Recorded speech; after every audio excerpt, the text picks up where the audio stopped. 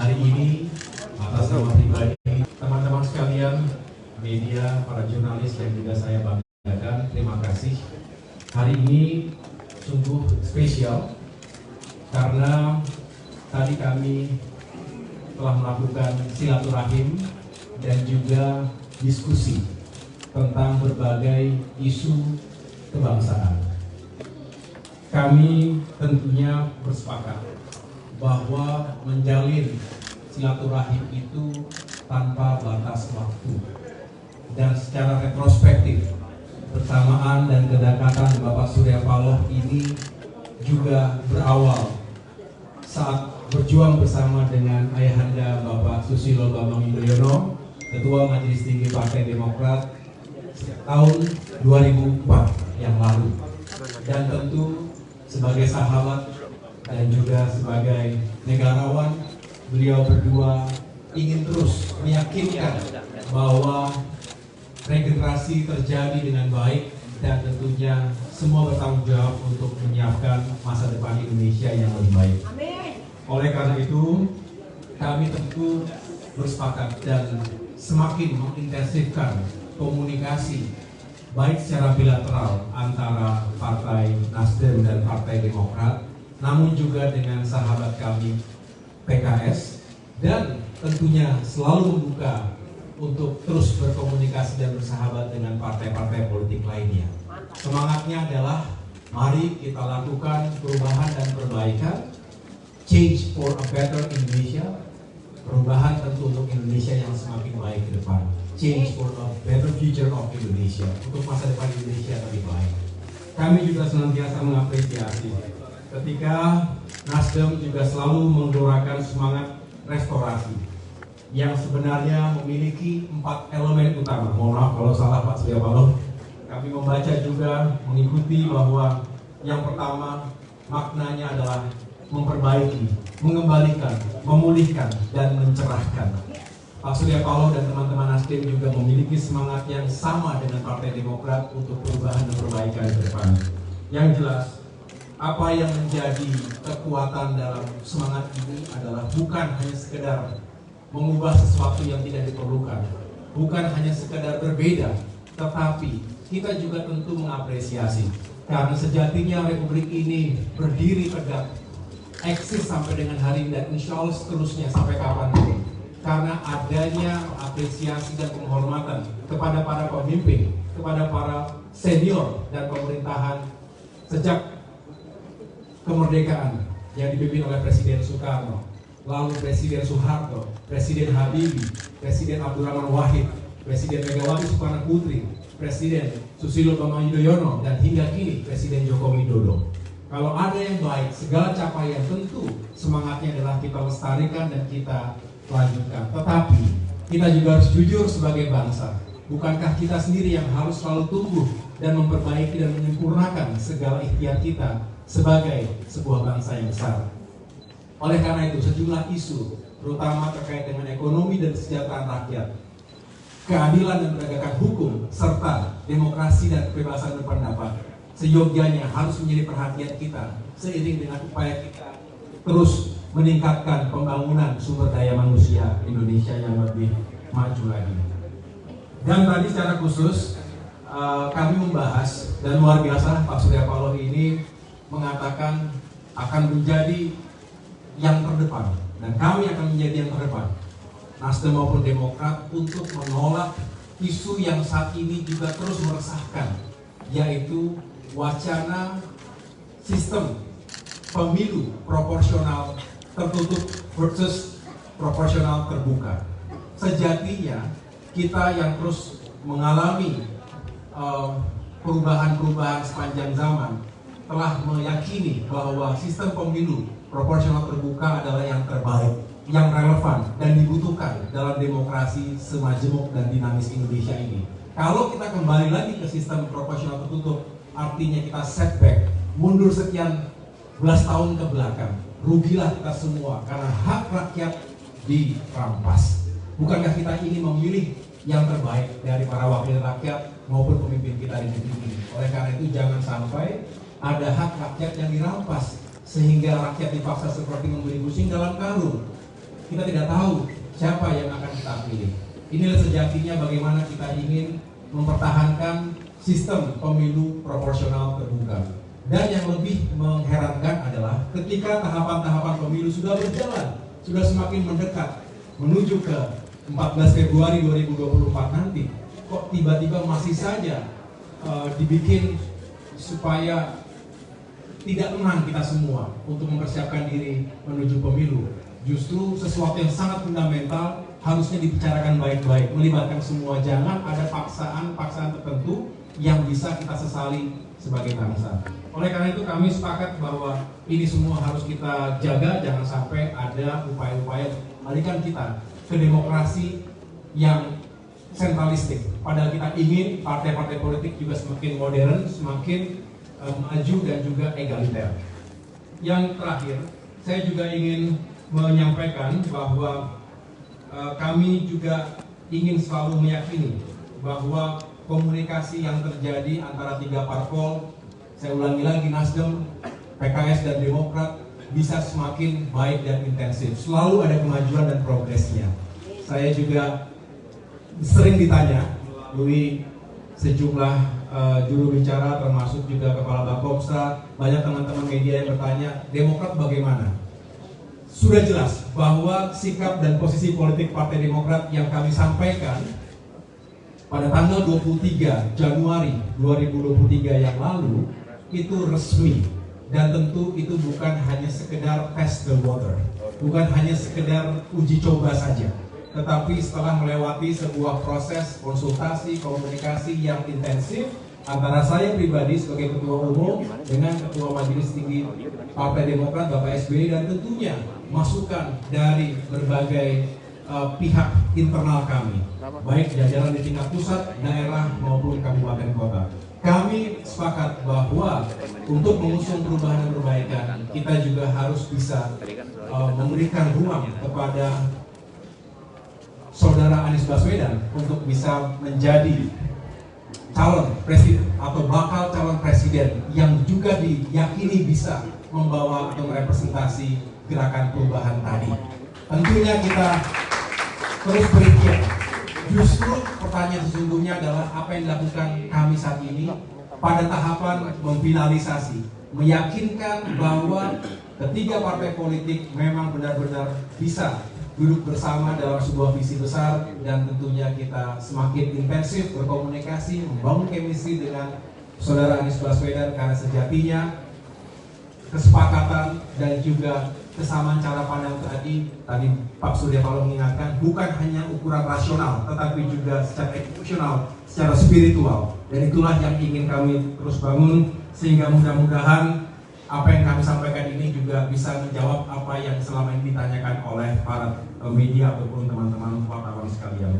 Yang jelas kami ingin kapal koalisi ini bisa berlayar, dan mudah-mudahan bukan hanya karena berlayar, tapi juga bisa tenang memenangkan suara, hati, dan pikiran masyarakat kita untuk perubahan menuju Indonesia yang baik.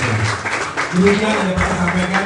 Sekali lagi Bapak Surya Paloh, kami mengucapkan terima kasih yang sebesar-besarnya kepada Bapak Ibu, para pejabat teras Nasdem. Tadi kami sempat makan siang dan juga sedikit menghibur satu sama lain. Di sini banyak penyanyi profesional, baik dari Nasdem maupun Demokrat. Mudah-mudahan suasana yang baik ini, hubungan yang semakin intensif ini bisa terus menjadi modal yang penting bagi kita menuju sukses bersama, menang bersama 2024. Terima kasih. Wassalamualaikum warahmatullahi wabarakatuh.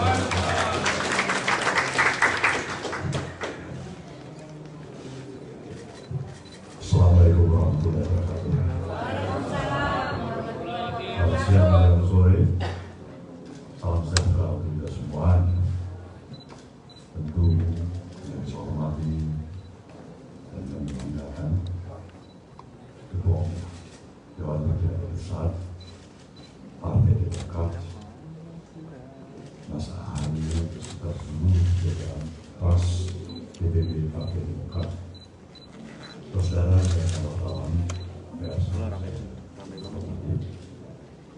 Mas Ahaye juga membuka pertemuan pada siang sore kita saudara semuanya, dan itulah seyogianya semua hasil diskusi pembicaraan kunjungan persahabatan, kunjungan balasan ke kantor Demokrat yang kami lakukan pada hari ini. Tidak ada perbedaan apapun dari satu diskusi yang cukup indah tadi, mempunyai kesepakatan, pandangan yang sama. Semua didasarkan oleh niat baik dari kedua institusi partai politik ini untuk ingin memberikan kontribusi yang optimal bagi kepentingan kemajuan bangsa dan negara kita. Proses perjalanan politik tentu dalam sebuah sistem negara demokrasi tidak semua bersepakat dalam kesepakatan. Ada perbedaan, ada beda pandangan, beda pikiran yang melahirkan satu dan lain tidak bersepakat. Tapi kami mempunyai optimisme dan keyakinan penuh. Semuanya didasari oleh niat baik. Semua pihak pada dasarnya kita menyayangi negeri ini. Kalau itulah kembali pada momen pertemuan pada sore hari. Kami berdua, Umum DPP Partai Demokrat dan Umum Partai Nasdem, dan kedua di dalam institusi ingin appeal kepada seluruh di masyarakat, komponen dan elemen masyarakat, baik mereka yang berada di dalam institusi formal maupun di luar institusi formal, untuk lebih menghemat energi yang ada dengan semangat mempertahankan spirit persatuan dan kesatuan di antara kita, bukan menghamburkan energi untuk saling memprovokasi dan membuang energi untuk saling memfitnah, menjelekkan di antara kita satu sama lain. Inilah sebenarnya appeal kami, harapan kami. Tidak mudah memang kita untuk bisa mencapai tujuan-tujuan kita, walaupun dilandasi oleh niat baik sekalipun. Ketika persepsi masih belum mencapai suatu kesamaan. Tapi inilah perjuangan kita bersama.